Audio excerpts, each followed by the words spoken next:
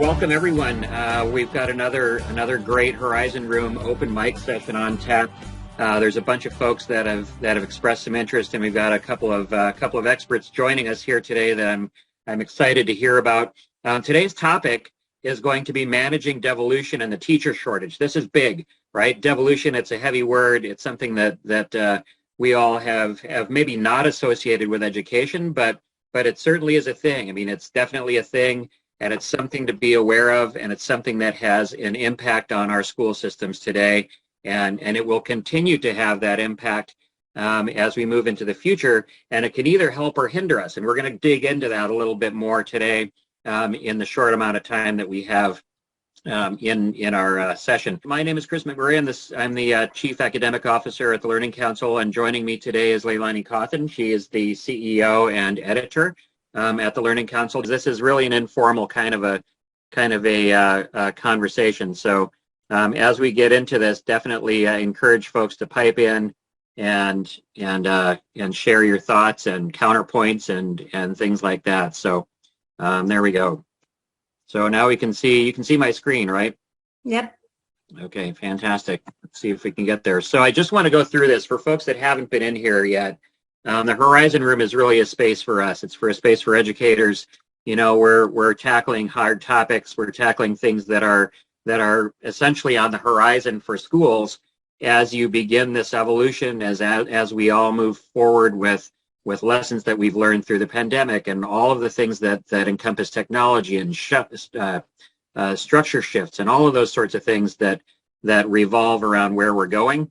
That's what this is for, and that's what this conversation is. It's only an hour, but these topics are deep, and we could spend a lot of time on them. We're just skipping over the top, but this is our opportunity to share and learn from others. So I'm going to kick it off with a definition. When we say devolution, there's a number of definitions that come up, right? And so one of those is here on our slide deck, and it really is this. It's passing down or descent, right, through successive stages or a process. It's moving through that process. It could be transference, right, as of rights or qualities to a subordinate or a lesser. It could be the delegation of authority or duties to a subordinate or a substitute, right? And so what we're talking about here is a process of those successive stages of time to an alternate structure, right? Because if we put this into education and the educational framework, then what we're talking about is the movement through stages or a process to an alternate structure, right? So we're moving from large unwieldy structures to potentially smaller and potentially more effective units. And within that, we've got a couple of issues. We've got some issues, we've got some benefits, right? A disaggregation or decentralization causing inefficiency, that would be an issue. That's something that can come about from this if we're not careful, right? Teachers and admin, they're starting to get more things placed down upon them from the larger centralized unit, and there's a feeling of overload because we're in the middle of this structural shift, right? We're in the middle of some really uncomfortable times, and we've got to get a handle on this. Otherwise, things are going to start to fall apart. Any of the pressures that we're feeling relative to staffing shortages and issues are just going to get compounded. They just are, right? So benefits of this are going to be smaller units, right? We're sort of going from a larger bureaucratic thing to something much more succinct, right? The smaller units, there's increases in learner agency, a lot of that flexibility, things that point to personalization. That's what we're talking about. That's where this devolution can lead us to, certainly an evolution, right? Because Yeah, go ahead. Yeah, I just want to comment on that. So just give it a little more color around what you're talking about. So, you know, we've been studying a lot of structure change as Learning Council research. And one of the things that's been brought to my attention is the fact that California now had an initiative passed in this last year because they're seeing such a massive loss of students in the districts. They decided to stand up an initiative to open 630 community schools, sort of like the charter world. They already had charters. And they've done things like they hung a fully online charter off the state level, which is interesting in and of itself because it competes the state right against the districts. So, and then quite a few other states have been doing really interesting things to create a climate of competition with more smaller units. So if you look at the whole map of the United States right now, that's what you're seeing is sudden, disaggregation to more smaller things. And that includes things like, the North and South Dakota have a lot of online activity, but those units are smaller units. And those students might be 150 miles from a school. They're out in the middle of nowhere on a big farm somewhere. And then you have places like Chicago that have announced, what's happening with them is a different sort of devolution. They have about 20 schools that maybe have, each one of them might have a capacity as much as 4,000, but they only have 250 kids in the school. So their devolution is towards, do we just rent out the rest of the building right now and just use these couple of rooms here, or maybe they'll move to consolidate. That was sort of a trend for a while. You have an inner city have a loss of students, so you consolidate everybody and then have to bus farther away, and then you lose more kids anyway doing it that way. But in any case, if you step back and look at the country, huge changes. And in fact, I think it was Los Angeles Unified that announced yesterday, even though they'd gone from about 730,000 kids pre-pandemic, a couple of years pre-pandemic, to 420,000 in 2021, they lost another 50,000 kids going into this year, this new 2022 school year. So this is a large shift. That is not small. That's as big as some of the biggest districts in the country. New York has been experiencing, in New York City is experiencing huge loss of students as well. And I'm hearing this whole movement in the tutoring realm. Like I always knew Japan spent almost 3% of their gross domestic product on tutoring because they're really into it for their children. But now the United States is on a rapid progression to actually compete with that. So the tutoring world has just got massive growth in the billions of dollars. Parents are eager to pay for that right now. And we all know that Mathnasium as a retail outlet is one of the fastest growing businesses in America. So that's a devolution of a different sort. It's not a public unit. It's sort of a piece of a public unit. It's math as an outside retail existence to the public. So it's a very interesting time because it's not what you would think of like we're just going to be smaller. No, it's a total shift. So anyway, go ahead. Yeah, no, that's a great point because there's a third definition that we haven't even talked about, and that is sort of retrograde evolution, right? That's devolving into something lesser than what you were before. And that's a really important thing for us to be aware of and be mindful of because that's not what we want to do. We don't want to cause change that forces schools and education to revert back to something that is lesser than it is, because our opportunity now in the prior sense of devolution is actually to evolve, right? We're moving forward into something that is way better. It's way better than things have ever been, and we have a fantastic opportunity to do that. And now is the time to get on top of that, right? We got to understand it. We got to get on top of it. And this last bullet, it's a great point, right? The teaching and learning itself is a structure, right? Educational institutions as a structure are in the middle of that sea change. And we're going to be in that change for a long time. 2030 is probably a conservative number, right? We're going to be in the middle of that for a while. And there's going to be some boiling seas, perhaps. So I want to toss it back to Carla and Yasna because I think this is a heavy topic, and I just want to get some impressions. What do you think about this stuff? What are we talking about here? Okay, I'm gonna just jump right in. It's a opportunity that you're right, Chris. We need to latch onto it, hold onto it, and start making that change. I think a real challenge for us is the way we've always done it. And not being able, when I say us, I mean a lot of schools in general, not being able to see the benefits and how we can make it work, and not being bold enough to actually take those leaps and try to do it. It's time. We've talked about this for a long time. We got to change the way we do school, and we just keep holding on to what we've had, but the world is passing us by. That's tough. Yeah, that's tough. Being brave. Yasna, what do you think? I'm here with Carla.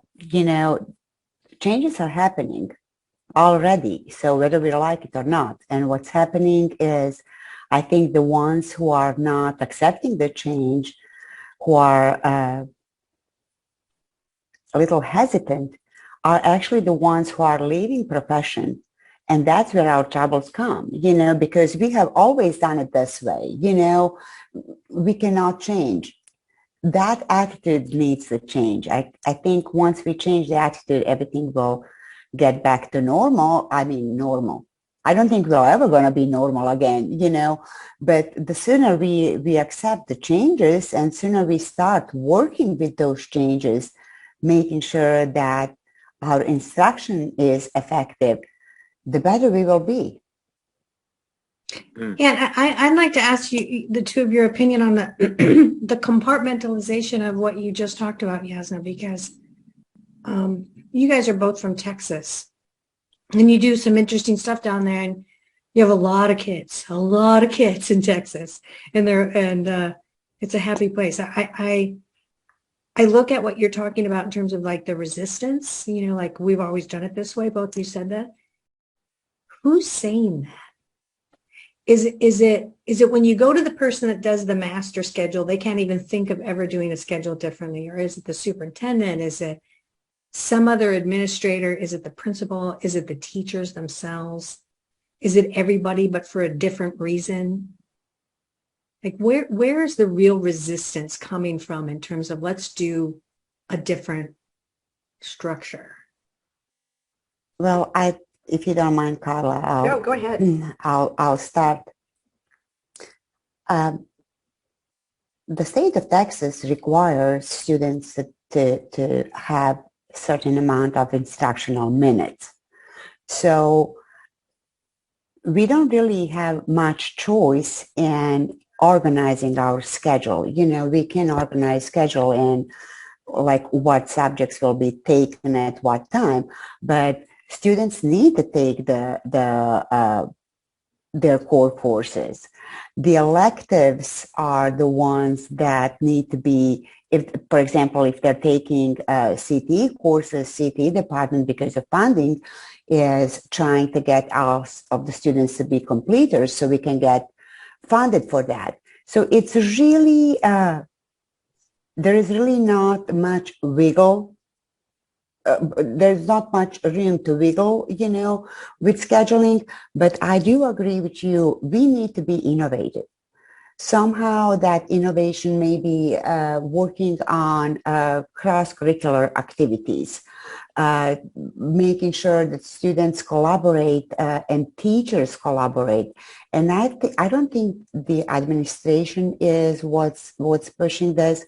I think sometimes more seasoned teachers, the ones who have done the work like forever and ever and ever the same way, are the ones who are having difficulties with all of the changes. And teaching today is not even close to what it used to be just 2 years ago. Everything has changed. So it is tough on teachers, it is tough on administration, and everybody is trying to adjust. And the ones who cannot adjust, in our cases, are mostly the teachers, because they really are exposed to so many challenges in the classroom, with instruction, with students being absent, with COVID, with online teaching, with so many things, that sometimes they just have plate too full and say, hey, I'm just done. It's hard. It is hard. Teaching has never been harder than now. Definitely, and that's really, it's sort of echoed in some of the data that we're going to look at in just a minute. Carly, have any thoughts on that before we move on? Just quickly, LeiLani asked who's saying that? Who's saying it's the way we've always done it? And I don't think it's any particular group that's actually saying that. It's the attitude. It's the prevailing attitude and feel around the schools. We hear we try to do some innovative things, but then we hear, well, we can't ask them to do one more thing. But couldn't we, if it was going to help what they're doing be easier or more efficient, or how about if it's what's best for kids?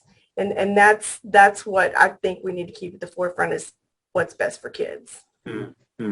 And I agree with that, Carla. Yes, we need to. Sometimes I feel that we as administrators are kind of like salespeople. You know, you're trying to sell something to teachers to get them hooked and see the benefits of some of the programs. But at the same time, we bring so many new initiatives, but how often we take something off their plate?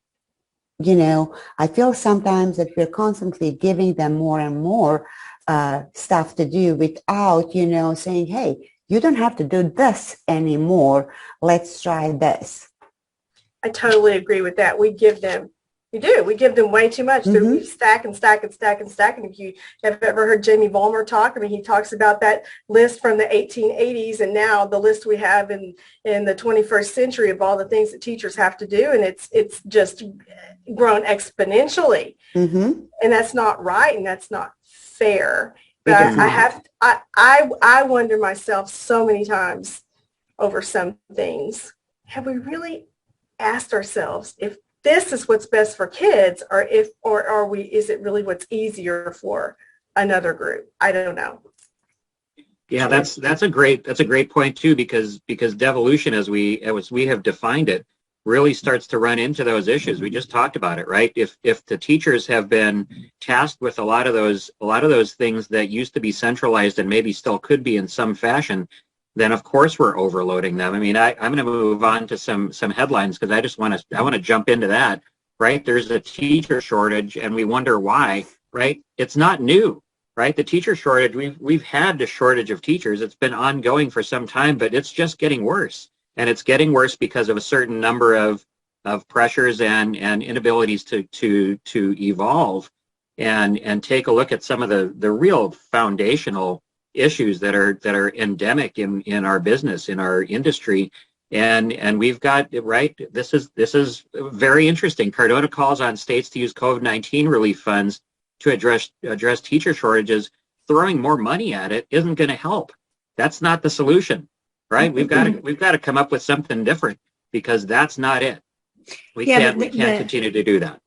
Yeah, Chris, the numbers are actually showing, like, we typically have, you know, around 3.3 million teachers, not that with the loss of so many students, we need exactly that number now, because definitely another definition of devolution is you're getting smaller because you lost the kids, right? Mm-hmm. A lot of them are gone. So maybe you don't need as many teachers, but there's not that much of that, right? Like, right. You're going to have that much smaller. But the thing that I want to say is that the teacher shortage is not just people being upset that they're given so much work to do. There's a lot of retirement. I mean, we are in the biggest baby boom retirement of all time. It's like 10,000 a day right now. And that was the bulk of our teachers.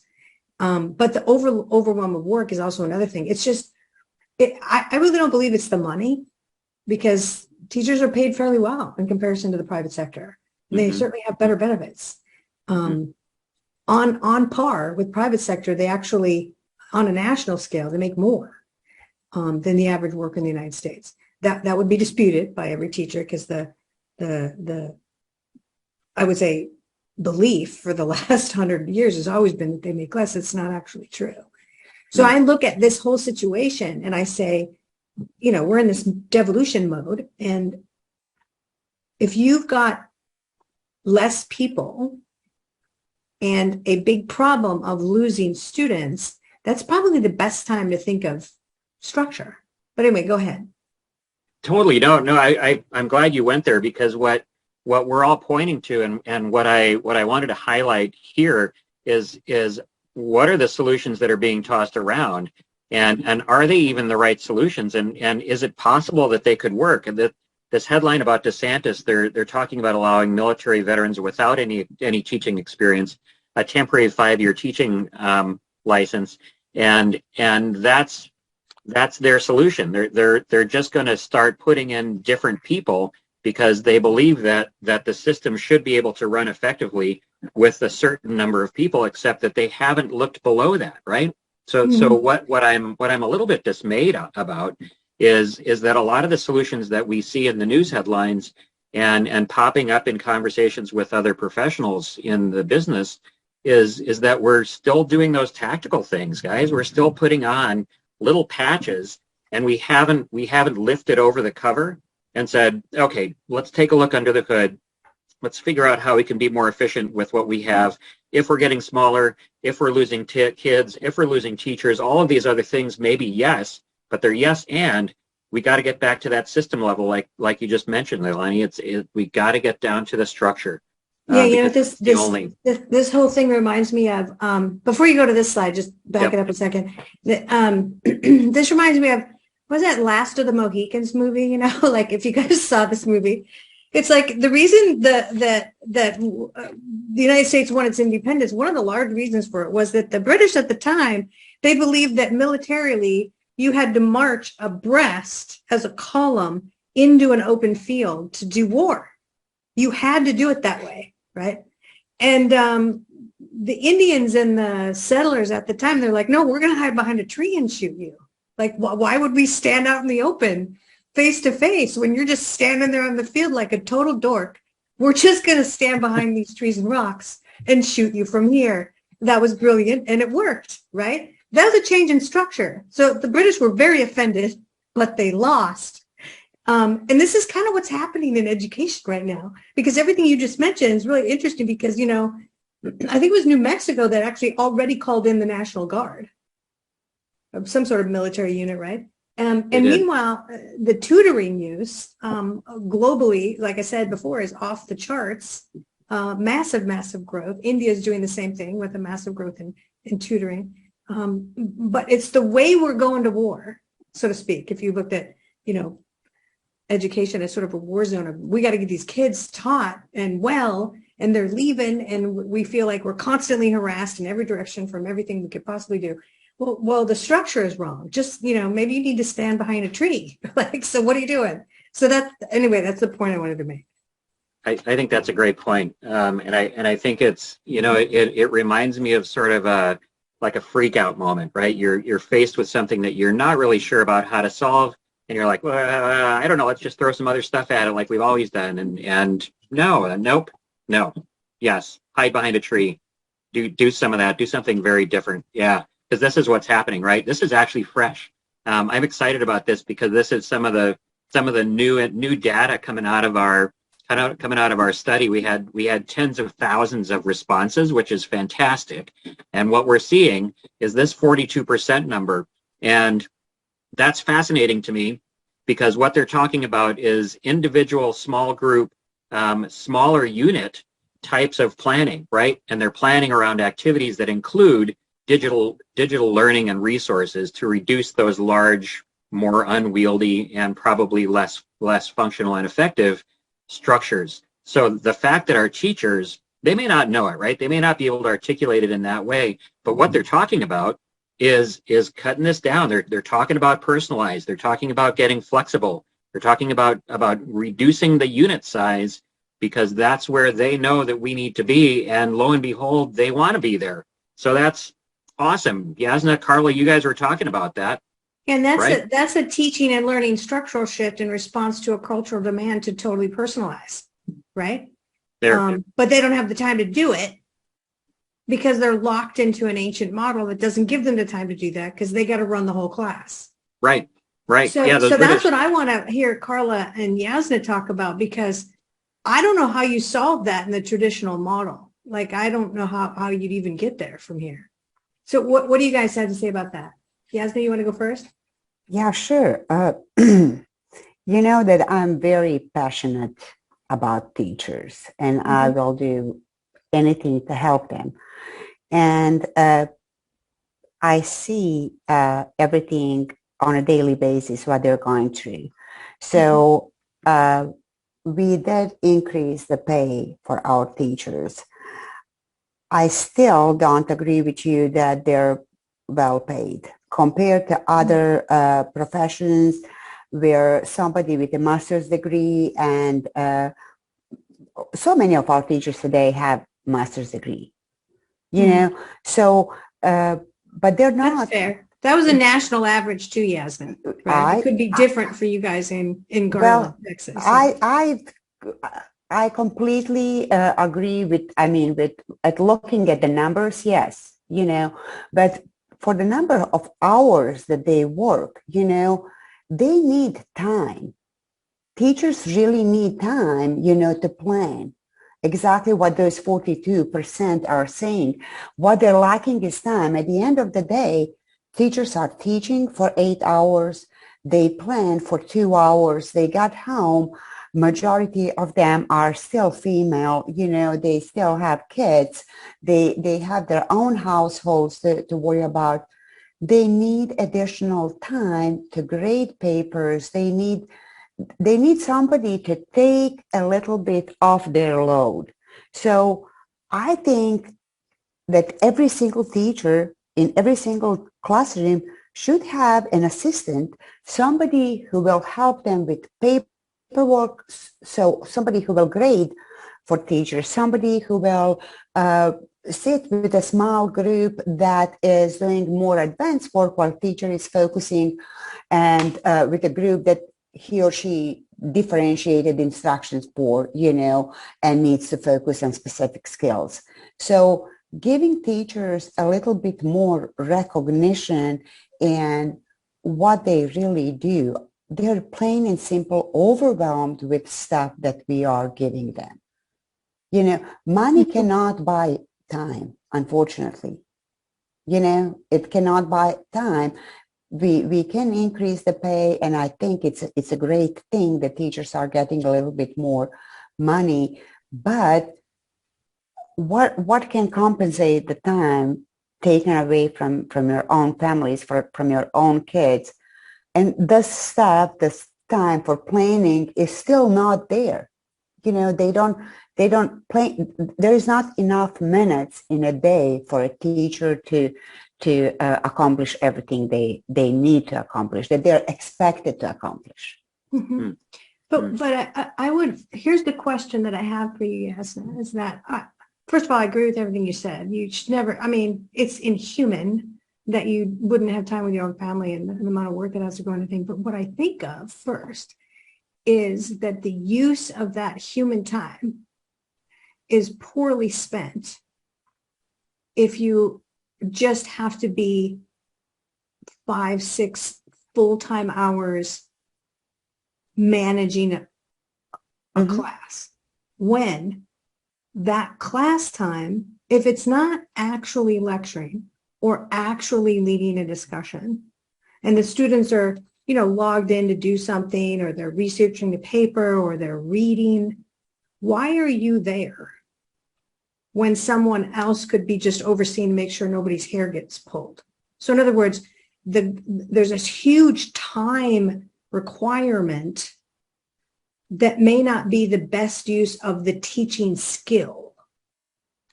Completely agree that a huge Well, I have had time. people argue with me about that. They're like, no, I got to be there all the time just to watch the whites of their eyes. And I'm like, So go ahead. Teachers, I've heard teachers so many times saying, if I could just teach, if I could just teach, but they're overwhelmed with all of the other things that we're constantly putting on their plate without removing anything. Their teaching is hard, even if you don't have anything else. And not everybody can be a teacher. You have to love to teach. And those people love to be with students. They love to teach. They love to share their knowledge. They celebrate student successes. Yet they're so overwhelmed with other things. I think that's what I'm saying. If they could have some kind of help, or if we could remove some of that administrative work from them, and let them focus on teaching, on instruction, on helping students grow. That's what I think they need, because we can't continue giving them more and more work to do without taking something away. I agree. I think that's a great point. Yeah, Sorry, I'd like to come back to that. So Okay. I'm going to lock that away in my brain, but I really want to hear from Carla before we jump into that. So as I was listening to Jasmine talk, I mean, I totally agree. I mean, teaching is not for the faint of heart, and it's not the fallback career. I mean, you've got to have a special something to be a teacher. But I think that we've caused our teachers to be so pressured and caught up in the assessment game that there's so much pressure put on them and so much time spent testing. We take away a lot of their time that they could be just teaching. Granted, there's a whole lot of other things that I don't think they should have to be doing. But I remember saying those words to some people this summer, Yasna, is, no, I love teaching my college class because I just get to teach. Yes. And I love it. I just get to teach. So I get that. I just, I feel like I'm very passionate about authentic learning. And I think if we could be smarter about, like you said, cross-curricular learning and collaboration, and we can still teach the concepts. It's not about the content, it's about the concepts. And if we could just be smarter about that, I think that would help too, as far as personalization. And then if we could just get out of the kids' ways and let them solve some problems, I think that would take a lot of the pressure and maybe even bring a little bit more joy back into teaching. Carla, I was just thinking about and discussing with my husband that my husband is not in education, so he doesn't get that. But I was talking to him the other day about if we could just let kids explore and invent. When we're trying to keep up with Joneses, with students in Finland, we're trying to keep up with whatever is happening in Japan, but we have amazing students here. If you think about the greatest inventions, they are done by very, very poor people, very poor people. Think about electricity and Nikola Tesla. I mean, he was coming out of place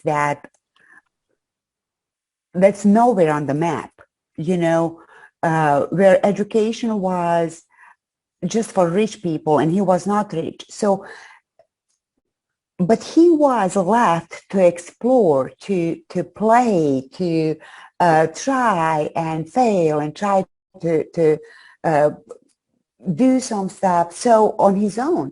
So that's how greatest inventions are happening, by accident, actually. Yes, and we don't give kids time to do that. We don't give them time to do that, and we talk about, it's okay to fail, you got to take risks, you got to fail, but do we really believe that? When it's all about test scores? I'm not sure Right. we do.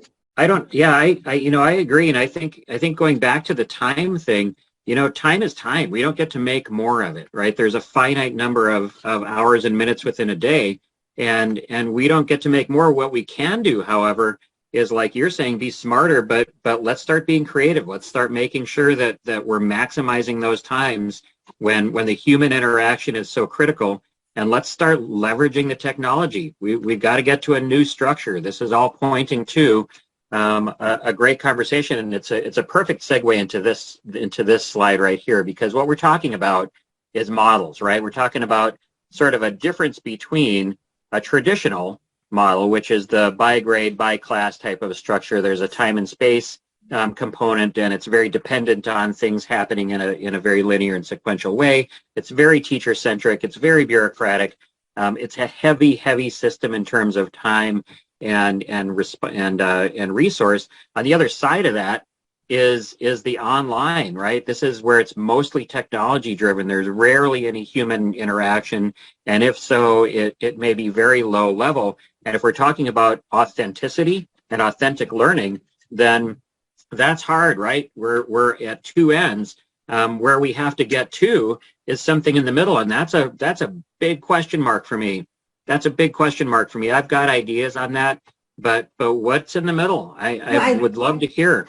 I think one of the important things that both Carla and Yasna were pointing to, because both were pointing at time, it's like teachers just want to teach.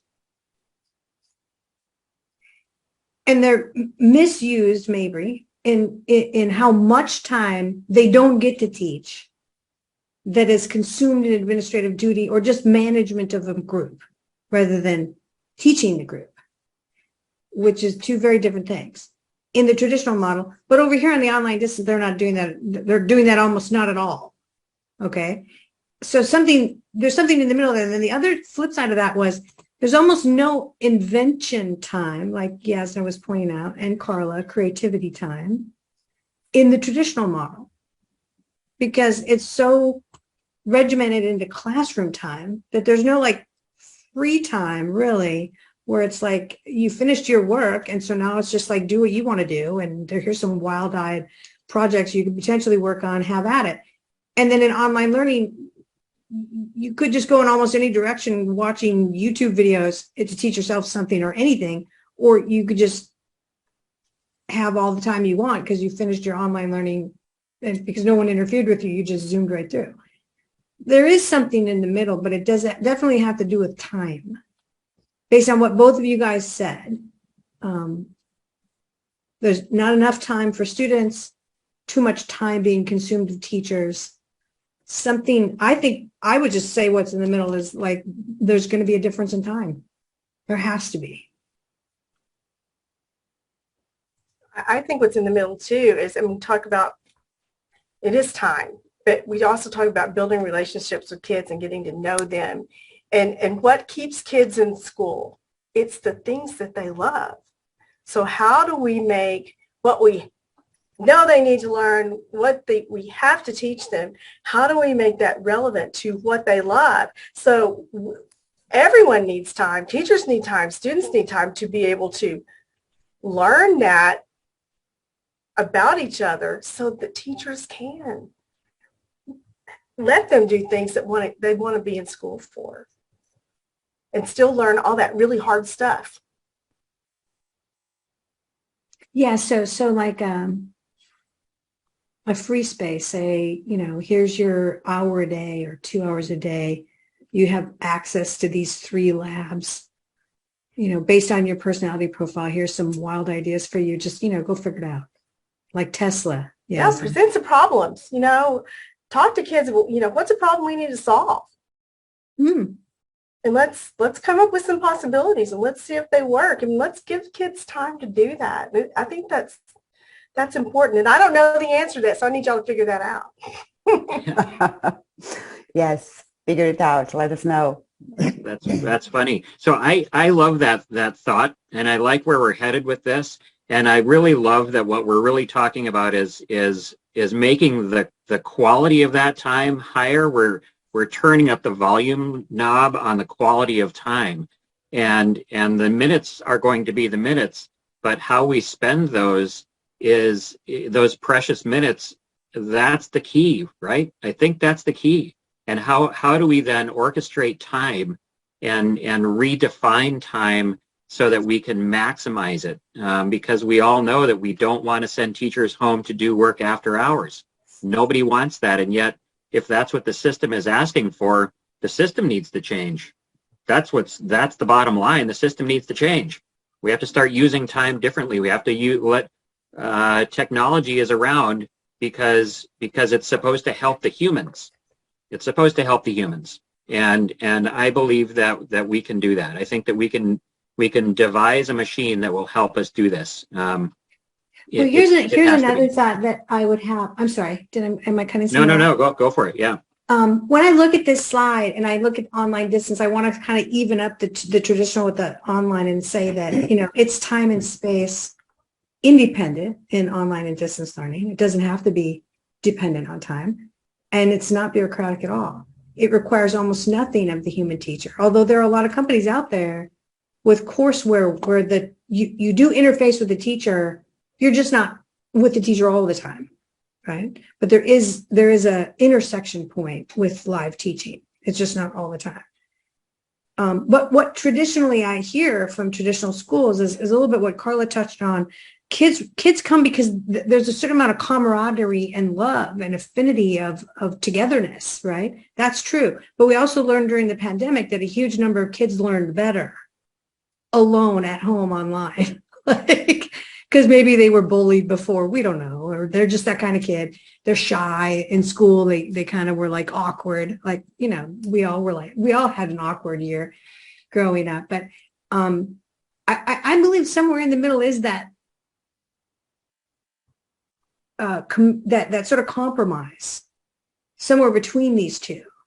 That I really believe it. There's something in between that has to do with the actual job of a teacher and how much you lean on technology in the direction of giving the student the time and space to get a truly personalized education.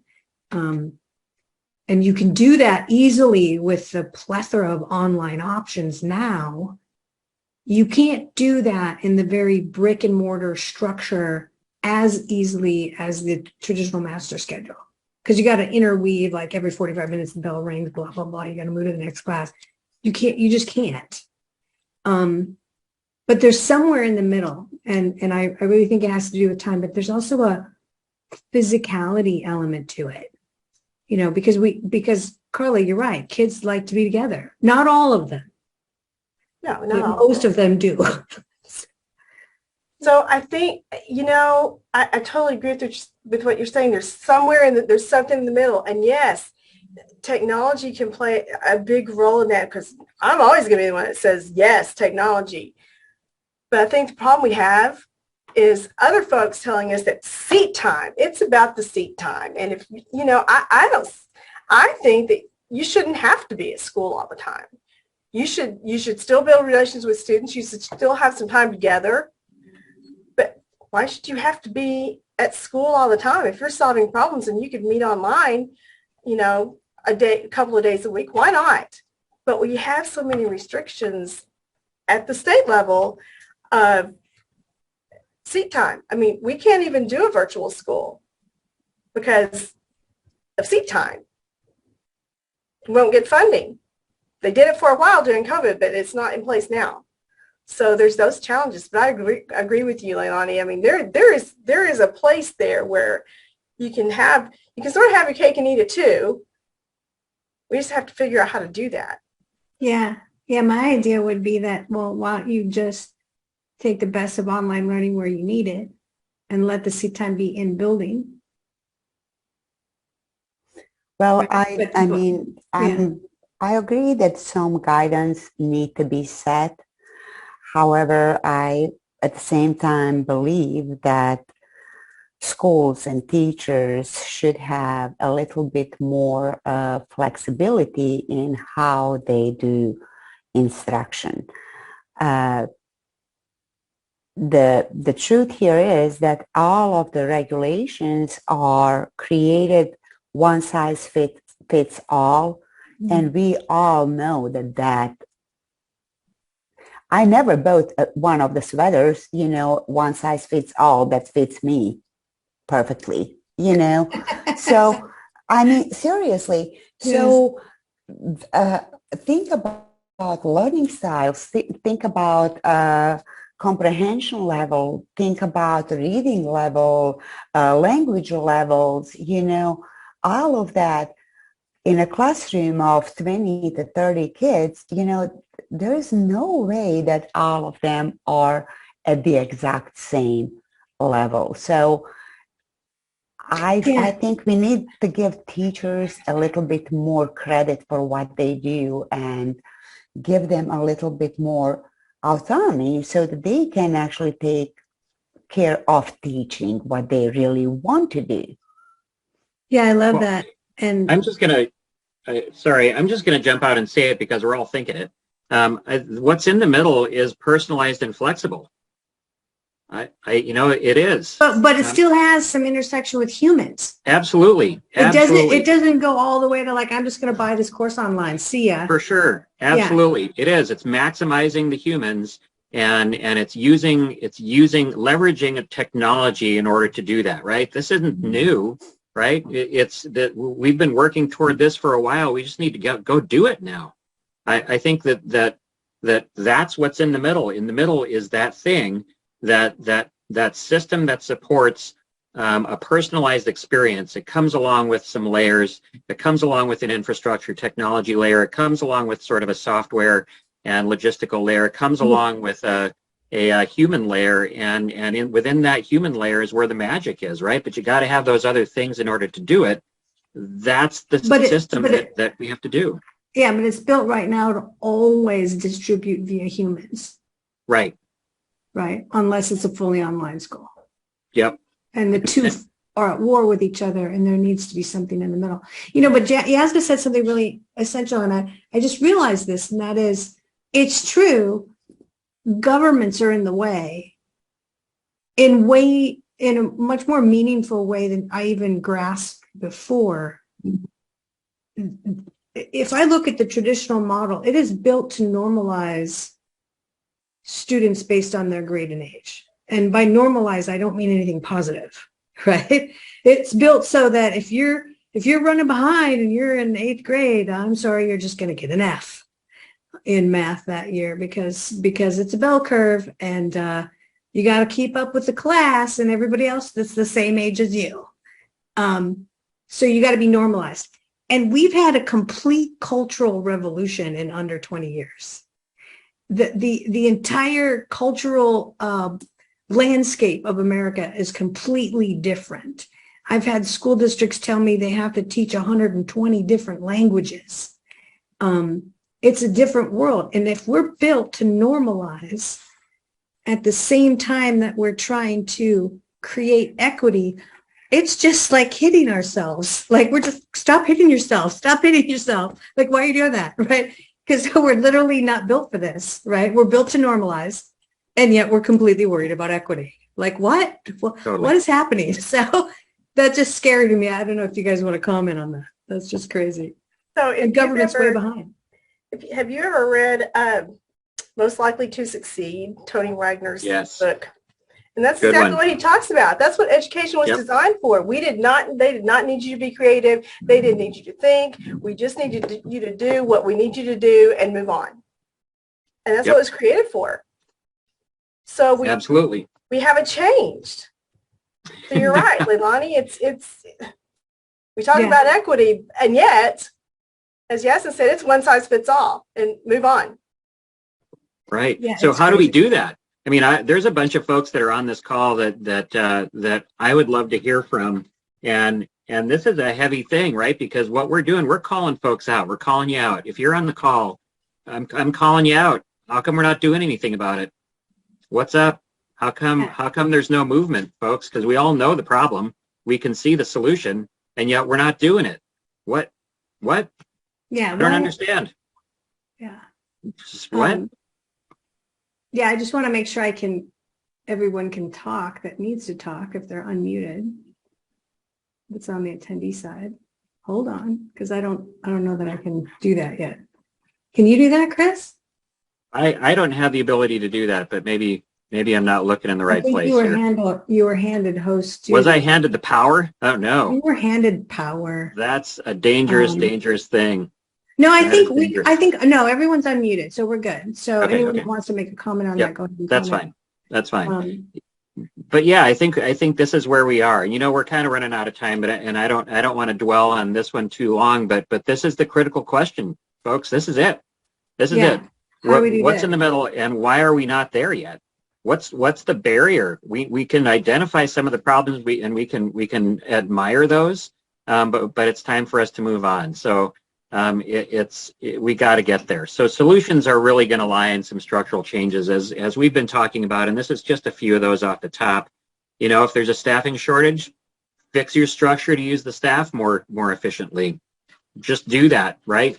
Let's move away from the traditional model. Let's not swing too far to the other side. Every time we have a conversation about change in education, that concept of the pendulum, right? Everyone's like, oh, the pendulum's going to swing again. We're going to go too far to the left, too far to the right, whatever.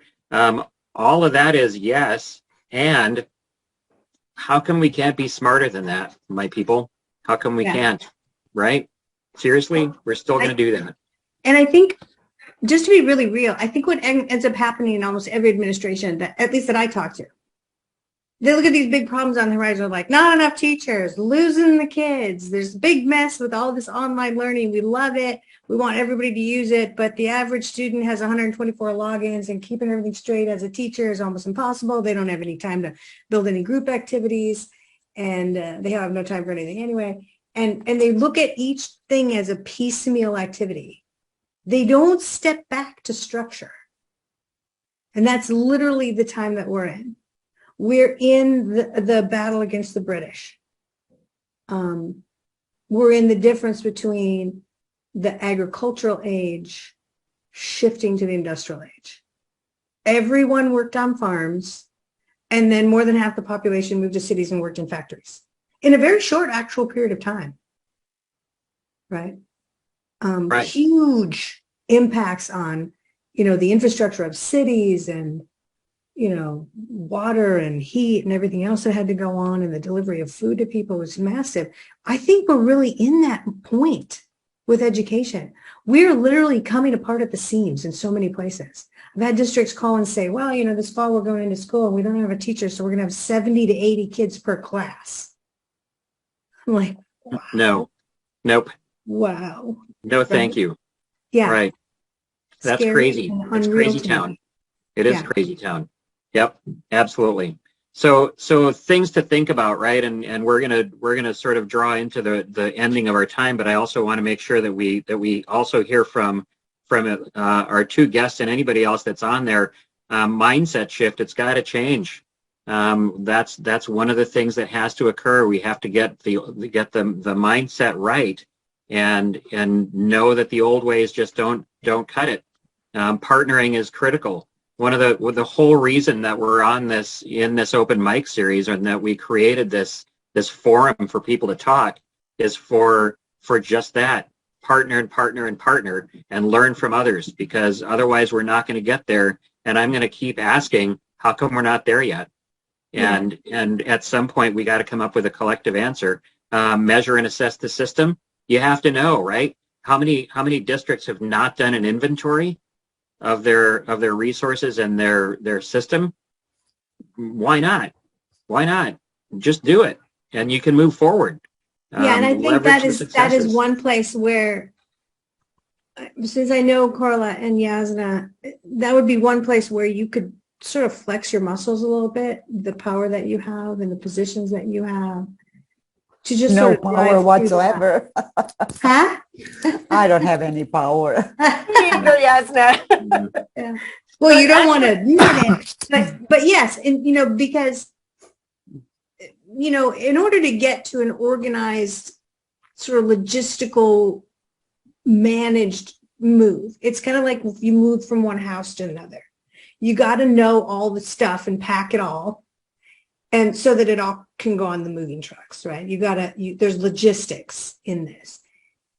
For you to move to a significant structural shift that would unburden your teachers, use your teachers more efficiently, give all the students, highly individualized personal learning easily without overwhelming anybody, maximize the use of all the digital investments that you've made, give students more creative time, all those structural shifts, you'd have to first know what you have, and sort of like, okay, is this all going to fit in the new house? Because we don't need that if we're going to be in a new house. So you see what I'm saying? So I don't know. I want maybe that to be one of the takeaways today of this conversation about the devolution. Okay, let's get our house in order. Like, number one, let's take inventory, everything we have. I don't know if you guys have gotten, Yasna, I know you get to have the fun job of actually looking at software all the time. Do you guys inventory? Do you take care of stuff over there? Or do you know? Because teachers run around as rogues and do things on their own. What do you mean? Inventory of the resources that we have? Yeah, the software. Like these Absolutely. guys are using that. Absolutely. Blah, blah. Okay. Yes. Yes. I mean, oh, hey, anything that money is involved, you gotta keep a good track. Yes, we do have inventory of everything, of hardware and software. Well, you're ahead of the game then. That's awesome. Well, but I'm pretty sure that Carla is in the same boat, just like we are, because I mean, you are responsible for those fundings. You have to justify purchases, so you have to keep a very good inventory. Don't you have, Carla? Oh, Don't yes. You? Yeah. Yes. I've tightened the reins on that, and we have centralized all of that, and we require that it be reviewed every year, and we get usage reports and achievement reports, but now Carla's cracking down on the free stuff. So we're going to have much more of a handle on that, and it's for security reasons. It's not because I want to be the software Nazi, but it's for security reasons.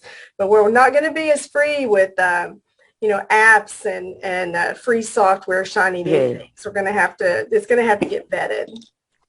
Yes, I mean, and I'm pretty sure that other states have something similar too. Texas has the student data protection agreement that all of the companies that we purchase software from or use the software need to sign. And especially with those free ones, they don't even want to go that way.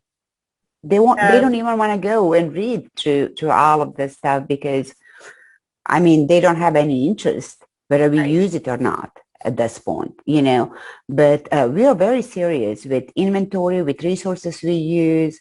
I mean, we have a large number of students that we're trying to protect the best way we can. So it's not just one way. We live in weird times, I guess. You're trying to protect your kids online, but you are also trying to teach them. So it's tough job sometimes. For sure it is. For sure it is. And I'm super happy. I mean, I knew that both of you had that ability going on, and I'm glad that you brought up the C word, the centralized word, because that's critical, right? We got to centralize that stuff. If you're not there yet, that's the next step. After the inventorying, you got to centralize. You got to start centralizing. Otherwise, you're perpetuating the inefficiencies, and it's just not going to work out. So I've got a couple other slides, and I'm going to skip by those because we're almost out of time, and I want to make sure, because this next session that we're up, that's coming up next on September 14th, I want to prep that one because what we're going to be talking about is not outside of the box thinking. We're talking about inside the box thinking, right? It's all the work that we do within a box. Everybody has a box. It has all the things we do, from opportunities, challenges, all that stuff is in a box. And what we would say that in times of change, some folks say we need out of the box thinking. We say you need in the box thinking. We've got a guest coming next time.